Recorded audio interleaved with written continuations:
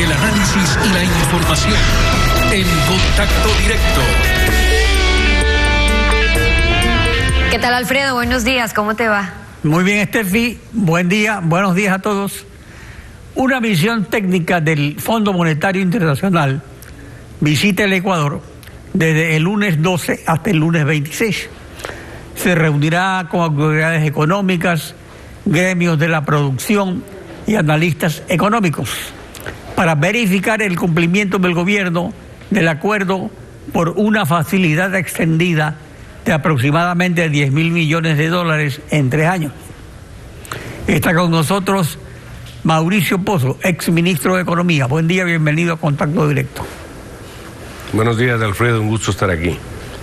Usted, como ministro de Economía en 2003, fue ministro del último gobierno en acordar un programa económico con el Fondo Monetario Internacional.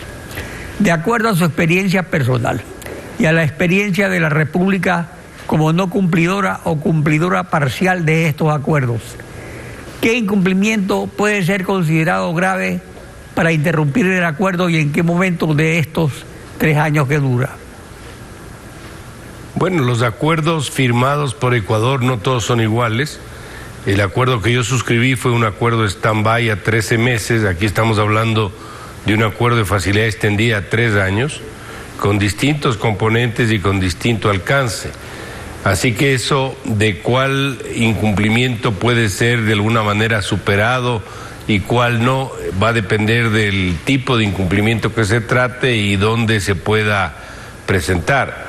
Lo que le puedo decir es que si hay, por ejemplo, desvíos en las metas de equilibrio fiscal o desvíos en las metas del balance que le llaman no petrolero primario con combustibles, o alguna otra de acumulación de reservas, y son cifras pequeñas, eso podría estar compensado en una siguiente revisión, es decir, en un siguiente trimestre. Y ahí es un tema de cuánta diferencia existe. Pero si, por ejemplo, un proyecto de ley que se envía a la Asamblea, hablemos del tema tributario o hablemos del tema laboral, no defiende el principio del proyecto, es decir, lo que busque, el objetivo esencial del proyecto, ahí obviamente sí sería objeto de un elemento del programa que no está cumplido y podría dar paso al rompimiento del programa. En ese sentido, la visita que está haciendo el fondo en este momento, a mi criterio, no va a tener mayores problemas en cuanto a la revisión de las cifras económicas. Aquí más bien lo que hay que poner la atención es cómo va a estar el contenido y la estructura de los proyectos que van a enviar a la Asamblea y qué posibilidad de aprobación existen en esos proyectos, que ese es un tema obviamente para las siguientes fechas, y en función de eso ver qué va a pasar con las futuras revisiones del programa con el fondo y los multilaterales. Entonces, la reducción de la masa salarial del sector público es clave, igual compras públicas, de no producirse la dimensión necesaria, pero en próximas revisiones, por el aumento del desempleo en la capital. ¿A qué recurso de última instancia se acudiría en vista de la anunciada negativa de la Asamblea a aumentar el IVA y las dudas del gobierno para reducir o eliminar el subsidio al diésel? ¿Ese sería el camino? Bueno, aquí hay metas que establece el programa y una de las principales es que lo que llaman el balance primario no petrolero con subsidios. ¿Qué es esto?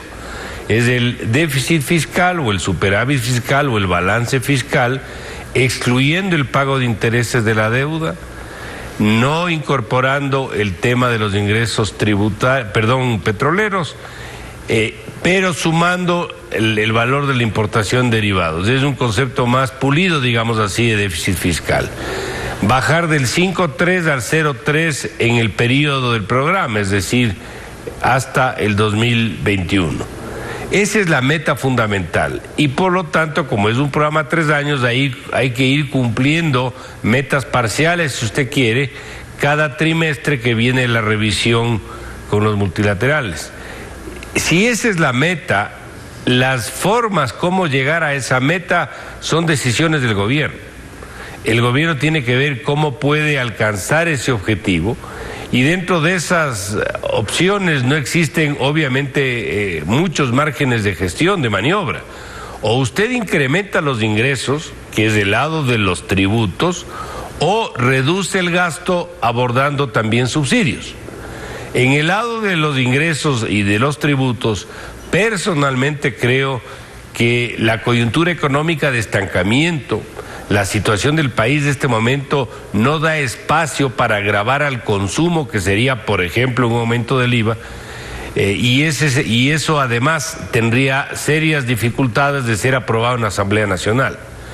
Por tal razón me parece que, sin decir que las otras alternativas no tengan sus costos, creo que es preferible pensar en un ajuste un poco más intenso en el lado del gasto, sobre todo en el gasto de egresos corrientes, que casi no se ha topado. Todo el ajuste ha ido en el gasto de inversión y de capital, de tal suerte de que eso vaya de alguna manera ayudando a alcanzar la meta y eventualmente abordar el tema de los subsidios para poder cumplir de esta manera el objetivo que se ha establecido. Así que este es un poco los márgenes de maniobra. Todas las decisiones que adopte el gobierno van a tener costos y en eso hay que ser claro. Lo que hay que hacer es poner en una balanza y ver cuál es el menor costo social y también político que tendría una determinada decisión. Por las cosas como están, pensaría yo que es preferible, como cito, ir por el lado de una reducción un poco más intensa del gasto público. Las consecuencias sociales, económicas y políticas en todo el país de eliminar o reducir el subsidio al diésel no serían peores que reducir la masa salarial de una burocracia que se justifica con una innecesaria tramitología. Yo creo que hay que ver un poco la forma como se hacen las decisiones. Fíjese, en materia de subsidios y para entrar al caso de los derivados, la mejor forma de entrar a corregir un problema de esa naturaleza es que usted ponga el precio del derivado, en este caso el ejemplo del diésel, al valor de mercado. Me voy a inventar el número, de $1 a $2 el galón. Ese precio pagan todos, absolutamente todos. Pero para no afectar a sectores, por ejemplo, ciudadanía en lo que es transporte público, o por ejemplo, mercadería y su impacto que va por transporte de carga, se le devuelve, en este caso al transportista de personas o de carga, con un subsidio directo. Pero ese porcentaje del subsidio no es mayor que el otro, o sea, no quedaría anulado la disminución o reducción. No, porque primero depende de cuánto le va a devolver el subsidio. Y segundo, recuerde que también hay un parque automotor privado de vehículos a diésel que no tienen por qué recibir el apoyo del Estado. Cada dólar que usted esté entregando a esos sectores es $1 menos para los proyectos de infraestructura o proyectos sociales del propio gobierno. Entonces depende cómo lo haga, cuál es el monto de subsidio, qué porcentaje cubra, pero lo de fondo es eso, esa es la forma correcta de administrar el subsidio.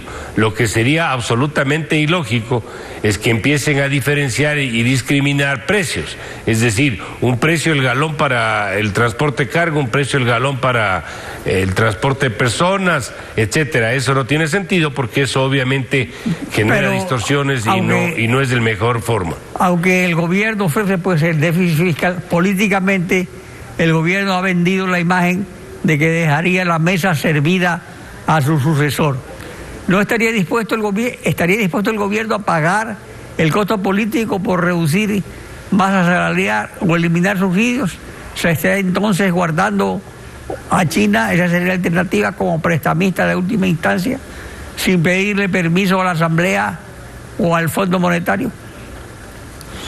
Aquí hay varios elementos, Alfredo. El primero es que el Fondo Monetario y el acuerdo con ellos es un instrumento que era necesario. Yo sigo sosteniendo que habría sido muy complicado salir del problema sin el apoyo internacional, pero no es todo. el gobierno tiene que completar el programa con otras decisiones. El programa con el fondo es una pieza de un rompecabezas más grande. No se han abordado temas como por ejemplo de la seguridad social o del rol del Estado o de las empresas públicas, y dentro de eso todavía queda mucho por hacer. ¿Y el pago al fondo de los bancos, por ejemplo, la deuda del gobierno al central y del central a este fondo, está abordado? Bueno, ¿no? está puesto en el programa que al vencimiento de esas obligaciones el gobierno, el Estado, tiene que entregarle y pagarle al Banco Central.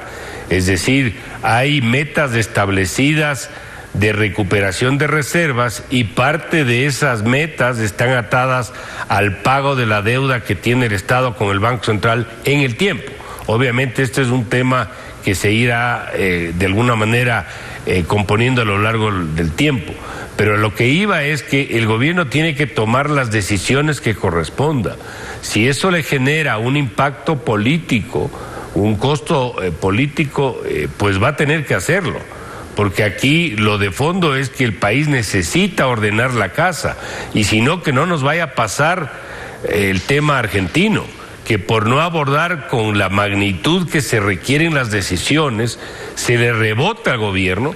Y ahí sí la gente empieza a cuestionar. Es diferente el caso de Lenín Moreno con el caso de Macri. Macri quería reelegirse, Moreno jamás lo ha dicho. Ojalá que entonces asuma el costo. Por eso mismo digo que tiene que tomar las decisiones que corresponden. Mauricio Pozo, analista y consultor económico, gracias por acompañarnos en Contacto Directo. Muchas gracias. Estefi. 7:16, vamos.